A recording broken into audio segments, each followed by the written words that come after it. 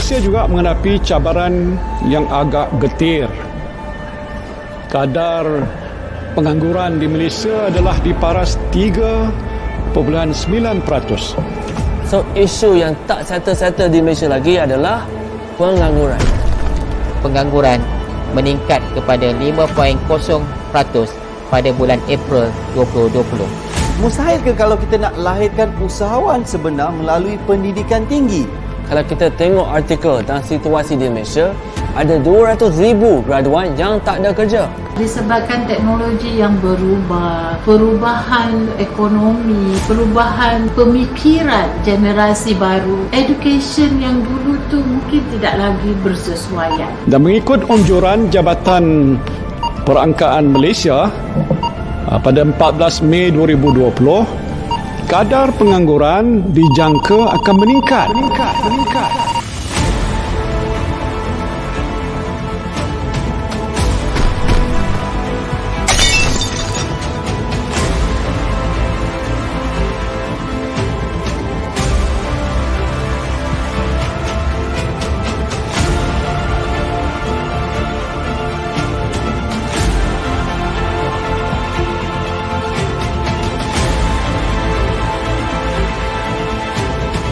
A marriage, perkahwinan antara traditional learning and kemahiran. Welcome to the revolution.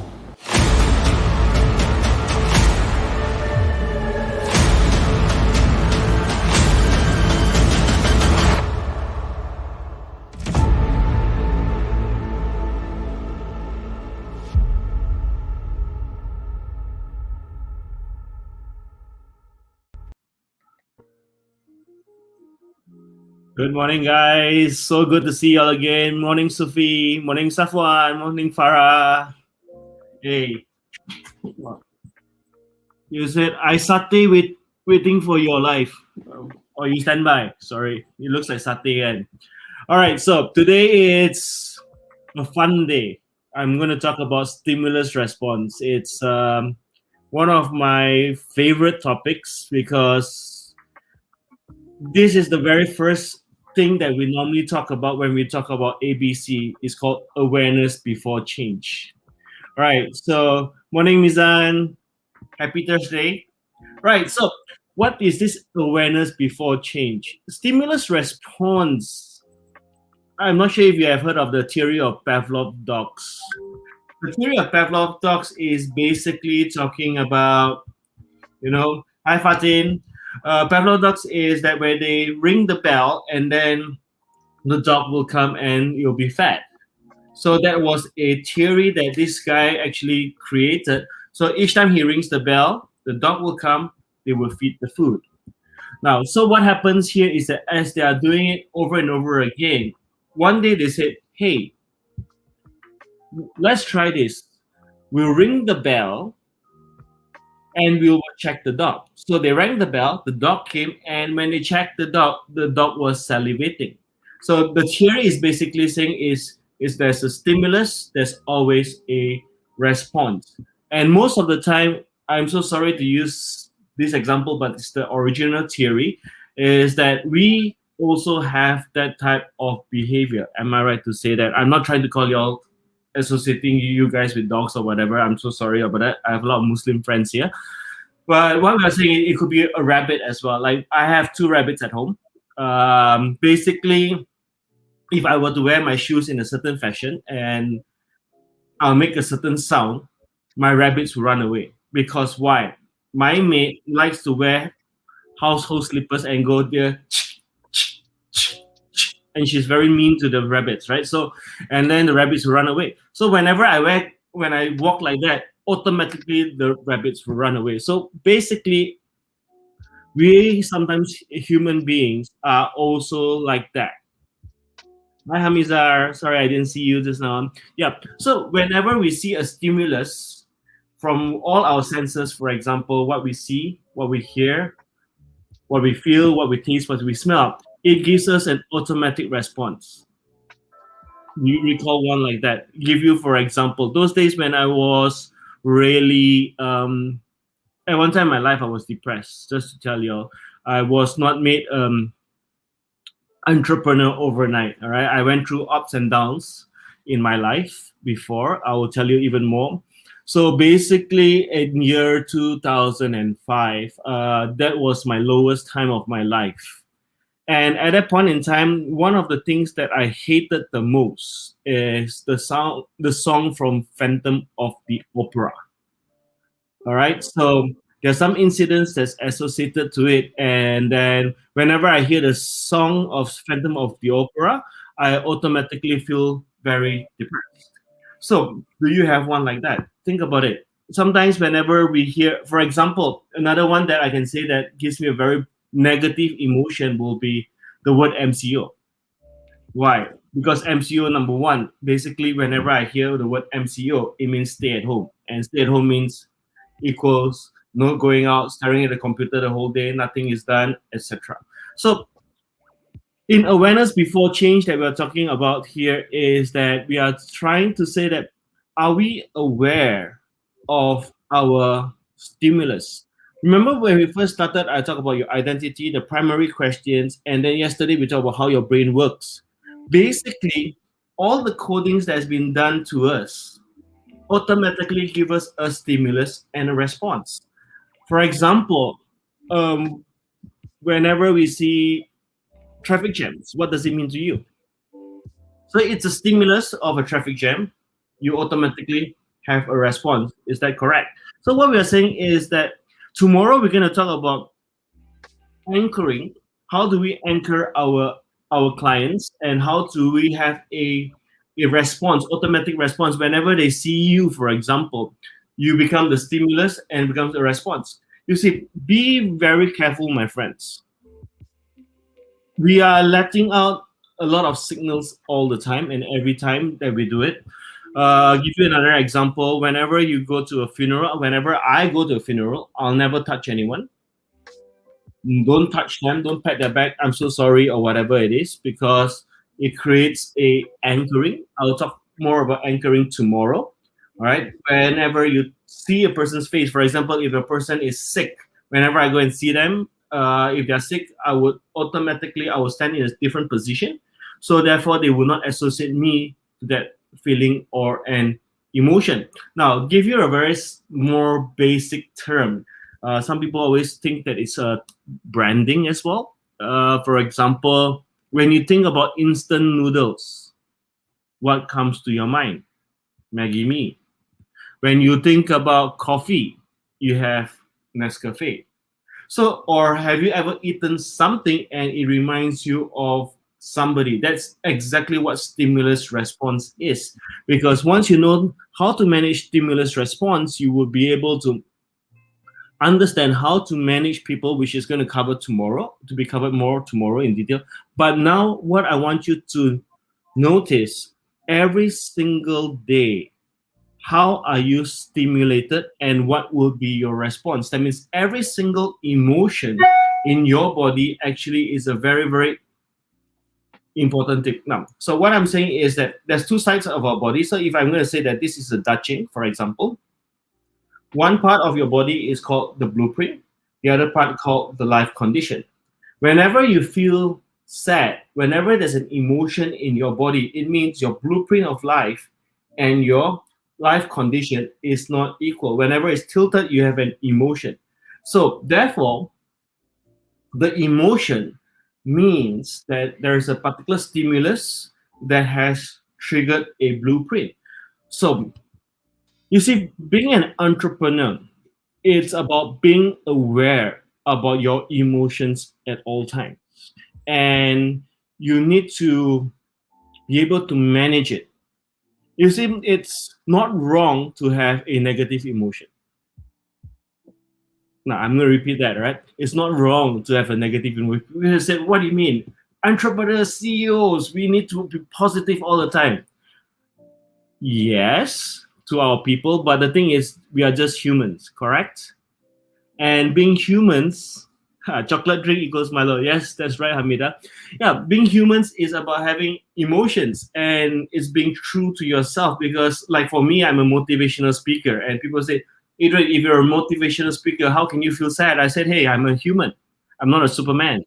And there's no way a person can be positive all the time. But what it actually tells you, whenever you feel negative, what I'm saying is that it's okay to be negative, but you need to know what causes the feeling of negative. For example, anger. It could be frustration. The moment that you know that it's actually part of your brains, then you'll be able to manage it. Am I right to say that? Because, for example, when my business doesn't grow fast enough, I get frustrated. But takkan I'm going to sit there and say, oh, I feel so angry. I feel so angry. I said, okay, great, Adrian. There's a stimulus. You are feeling frustrated. Now, what's the reason? Let me go back. Is there something to do with my children? Is there something to do with my family? Is there something to do with my business? So every single thing, whenever you have an emotion, you know there's a stimulus that has happened. Now you are responding to it, but now for us to check the stimulus and see how can we approach it better. You see, sometimes I know most of us here are driven people with trying to go out and achieve things. But it's sometimes what happens is, what I'm trying to explain here is that inside you, you're like a Ferrari. But if things are not moving fast enough, so you are basically a Ferrari stuck in a traffic jam. Am I correct to say that? So if you're a Ferrari stuck in a traffic jam, then you get frustrated. But sometimes we are not aware. Our emotions take over ourselves, and then you just feel like, what it is. So this is when on another next 2 days, I'm going to teach you how to take a step back. When you take a step back and to look at things in an objective standpoint, then we will be able to look at one pattern which I find that is very useful. How then do we solve the little problems, and how do we go on testing and to move on faster? Because stimulus response is, number one, it's awareness before change. That means for you to be aware of yourself, what's causing you stress, what's causing you frustration, etc. And then one of the days I'm going to share with you how to manage your emotion. You see, I can be stressed right now, but let's say if I'm going to go on stage and meet you guys and there's like 800 or 1,000 of you, can I feel stress? The answer is no. I need to be able to feel love. I need to be able to share my emotions with you guys. I mean, I need to motivate you, because only a highly motivated leader will be able to motivate their staff. Am I correct? Right? Emotion is the most important, but we are talking about being real. So manage our own emotions, realize what's happening, and then after, how then do we change? Now, the other thing that before I end, I know it's, at first I always started at 15 minutes sounded long, but as I talk to you guys more every day, 15 minutes becomes shorter and shorter.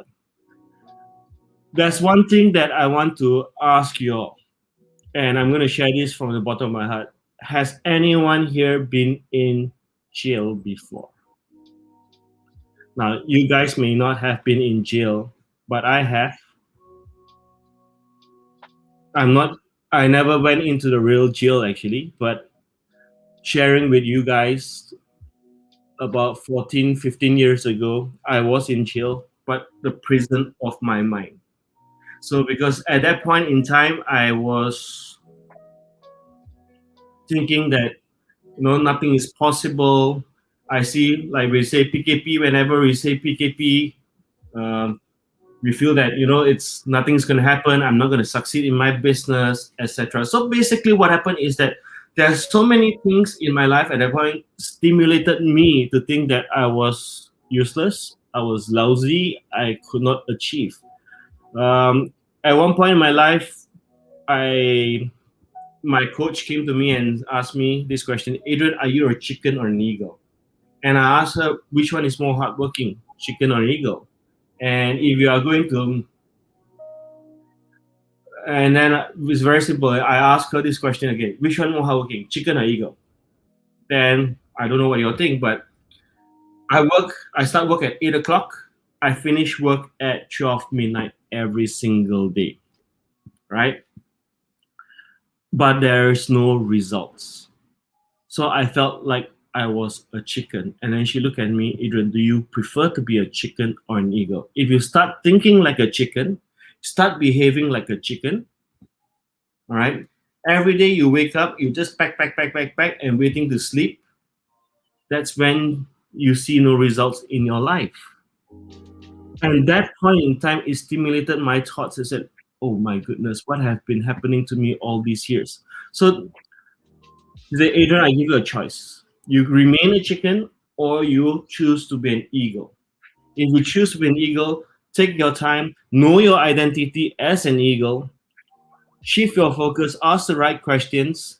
Now that I've given you awareness as to how your brains have been operating, make that decision. Do not let the stimulus of the world create an automatic response to you, but basically you choose the response that you want. Doesn't mean that it's sunlight, automatically you have to rush to go out. Whenever people are rushing, you rush the other way. So therefore, what has happened in this recent PKP, since all of us are saying PKP, a lot of people say, Adrian, you conduct workshops, let's go online. I said, good, go ahead, please go ahead, go online. Are you not going online? I said, no. Then people are giving me, why? Because it's where the new norm, right? I said, yes. The fact that everyone's rushing there, what happens? You have a traffic jam, right? If we are going to behave the same as everyone else, you get the same results as everyone else. You follow what I'm saying? It's like, if we are normal, then we get normal results. If we are abnormal, we will get abnormal results and performance. Right? So that is my sharing for today. Tomorrow, we're going to come in how to create a positive anchoring towards our people, and how do you use strategies in which that you can, whenever people see you, automatically they want to do business with you. Whenever they see you, they automatically feel connected with you. That's what we're going to cover tomorrow. Let's see the comments, right? Cannot control about PKP. Money cannot control about PKP. Money cannot trade. Well, that I'm not good at, so I can't say much. Athena Lin, good morning. Yes. Sharing best control my emotion. Okay, tomorrow along the way, I will share with you how to control your emotions. But basically, number one, be aware that whenever there's a stimulus, we will automatically have a response, whether we like it or not, because this has been anchored in our brains. Now, the thing is, what we have to do is learn how to break the pattern. And along the way, one tip that I can give you about controlling your emotions is never ever look down. Always look up and smile, even though when you don't feel like it. All right. So, all right, guys, that's all for today. And I look forward to hearing from you guys, seeing you tomorrow morning again, same time, same place. All right. Thank you very much. Have a great day. Bye.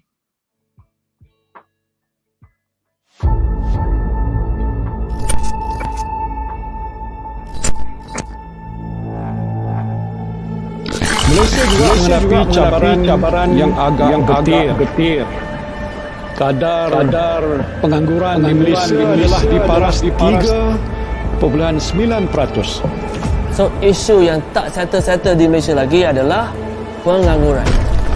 Pengangguran meningkat kepada 5.0% pada bulan April 2020. Mustahil ke kalau kita nak lahirkan usahawan sebenar melalui pendidikan tinggi? Kalau kita tengok artikel tentang situasi di Malaysia, ada 200,000 graduan yang tak ada kerja.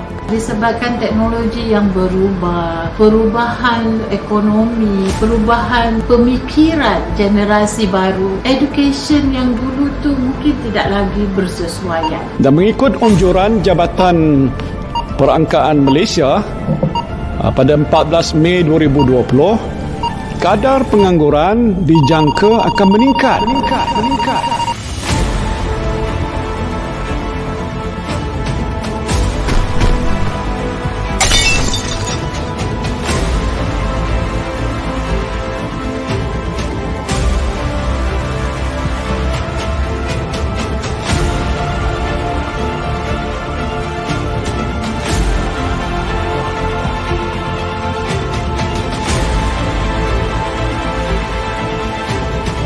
a marriage perkawinan antara traditional learning and kemahiran. Welcome to the revolution.